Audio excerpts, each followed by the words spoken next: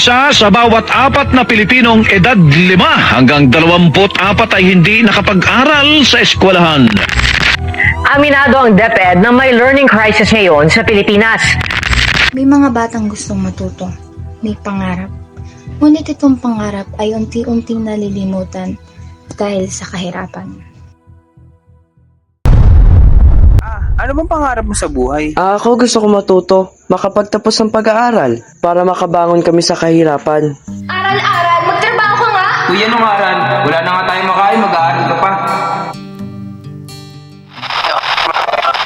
Nasa 18.6% ng mga kabataan po sa Pilipinas ang hindi nag-aaral sa ngayon ayon po sa Philippine Statistics Authority o PSA ng mga kabataan na hindi nakapag-enroll dahil sa pagtatrabaho.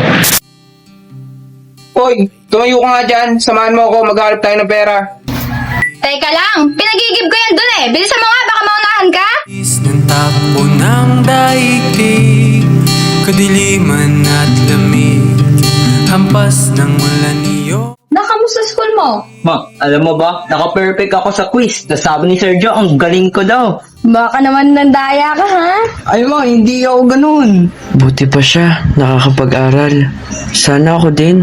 Lahat ng bata ay may karapatang mag-aral, ngunit sa saklap ng buhay, isa na lang itong pagpipilian.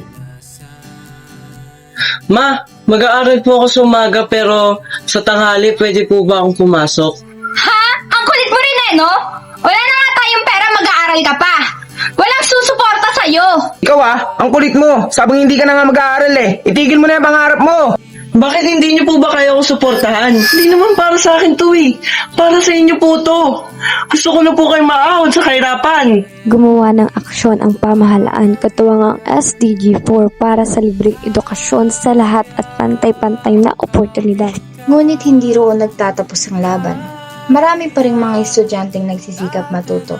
Ngunit nakahadlangan ng kakulangan sa gabay, suporta, at sapat na oportunidad mula sa sistema ng edukasyon. Sa patuloy na nagpapabuti ng sistema ng edukasyon, mas nabibigyan ng dekalidad ng pagkatuto at magandang kinabukasan ang bawat mag-aaral. More Filipino students can continue their education despite of life challenges. Sustainable Development Goals or SDG 4 aims to ensure inclusive and equitable equality education for all. Support SDG 4. Together, let's make quality education accessible to every Filipino. Ma, may anak na po kayong principal. Oh, talaga ba anak? Proud na proud kami sa'yo ng tatay mo.